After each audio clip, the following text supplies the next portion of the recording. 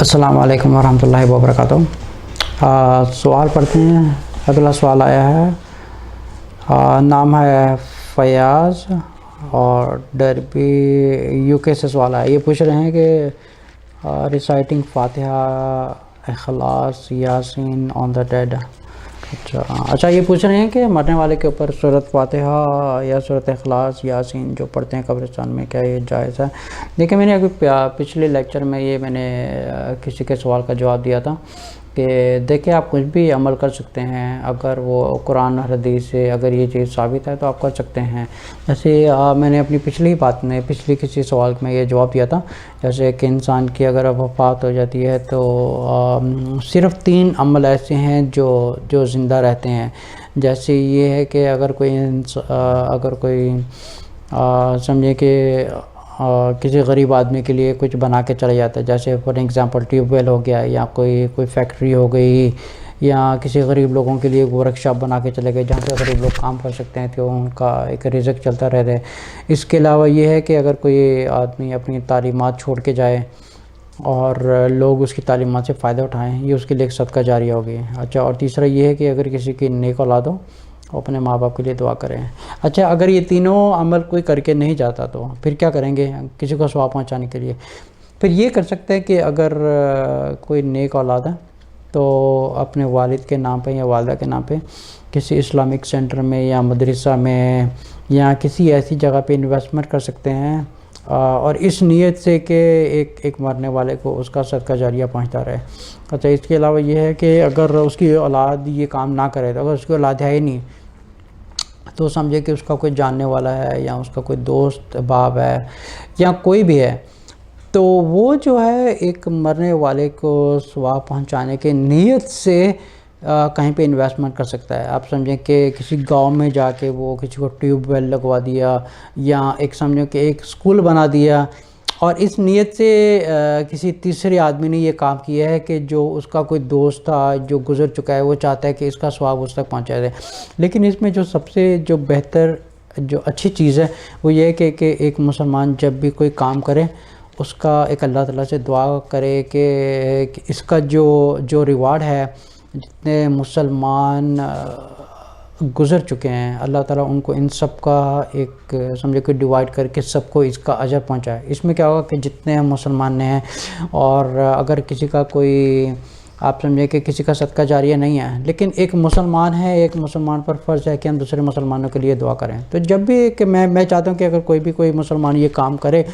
تو کم سے کم آپ سمجھے کہ پرسنلی طور پہ جب میں دعا کرتا ہوں تو میں دعا کرتا ہوں کہ یا اللہ جتنے مسلمان گزر چکے ہیں سب کی بخشش فرما اور سب کو جنت الفردوس میں جگہ فرما۔ ایسے ہم رسول صلی اللہ علیہ وسلم کی امت ہیں، اگر کسی کے گناہ ہو گیا ہے تو اس کے گناہوں کو آپ درگزر فرمائیے، اور جتنے مسلمان گزر چکے ہیں ان کی گناہوں کی بخشش کر دی، ایک عقیدے کی بنیاد پر سب کی بخشش فرما دیے۔ تو یہ میرے خیال میں یہ سب سے ایک بہتر چیز ہے، تاکہ اللہ تعالیٰ آپ سے بھی راضی ہو کہ یہ دوسرے مسلمانوں کا خیال رکھتا ہے، تاکہ جتنے مسلمان گزر چکے ہیں تاکہ سب کو اس کا ریوارڈ پہنچے۔ اچھا، اسی طرح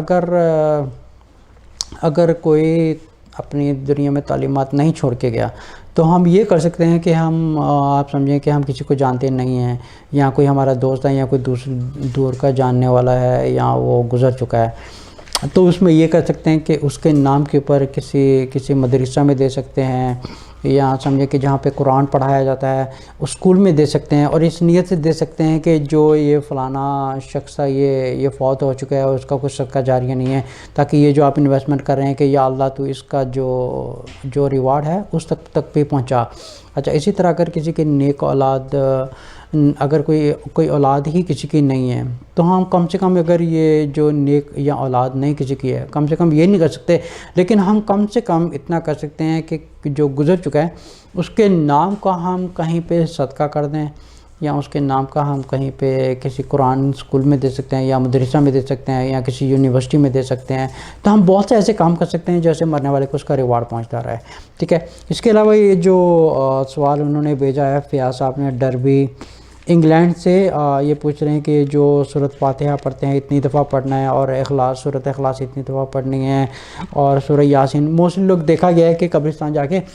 جو قبر ہوتی ہے اس کے پاس بیٹھ کے سورہ یاسین کی تلاوت کر رہے ہوتے ہیں، سورۃ اخلاص پڑھ رہے ہوتے ہیں، سورۃ فاتحہ ایک گیدرنگ میں سورۃ فاتحہ پڑھنا شروع کر دیتے ہیں۔ اب یہ چیز کہیں سے بھی یہاں قرآن اور حدیث سے ثابت نہیں ہے، بلکہ یہ تو ایک ثواب کی نیت سے کرتے ہیں کہ ایک مرنے والے کو اس کا ثواب پہنچے گا، بلکہ اس کو ثواب پہنچنے کے بجائے اس کو یہ تو الٹا، اس کو تو ثواب نہیں پہنچ رہا، لیکن یہ الٹا ہمارے اوپر گناہ اس لیے چڑھ رہا ہے کیونکہ ہم ایک اللہ کے دین کے ساتھ ایک مذاق کر رہے ہیں اور ایک رسول صلی اللہ علیہ وسلم کی تعلیمات کو چھوڑ کر ایک اپنی ہی تعلیمات ہم شروع کر رہے ہیں، جس کا کچھ بھی اجر، ایک آپ کی چیز کو اپنے چیز بھول جائیں کہ اس کا ریوارڈ ایک مرنے والے کو پہنچ رہا ہے، یہ چیز اپنے دماغ سے نکال دیں، کیونکہ جو چیز ایک رسول صلی اللہ علیہ وسلم کی تعلیمات سے ثابت نہیں ہے، ٹھیک ہے، صحابہ کی زندگی سے ثابت نہیں ہے، کہیں سے بھی یہ چیز ثابت نہیں ہے، تو پھر ہم یہ کسی کے کہنے پہ کر رہے ہیں، ہمیں کس نے یہ کہا ہے کہ ہم اس سے جو ہے مرنے والے کا ثواب پہنچے گا؟ اس کو آپ یہ چیز بھول جائیں کہ مرنے والے کا ثواب پہنچے گا، الٹا ہمارے اوپر گناہ اس لیے چڑھ رہا ہے کیونکہ یہ اللہ کی تعلیم، یہ اتنا تو ہمیں اللہ تعالیٰ نے قرآن میں اس چیز کے بارے میں ہمیں انسٹرکشن دی ہے،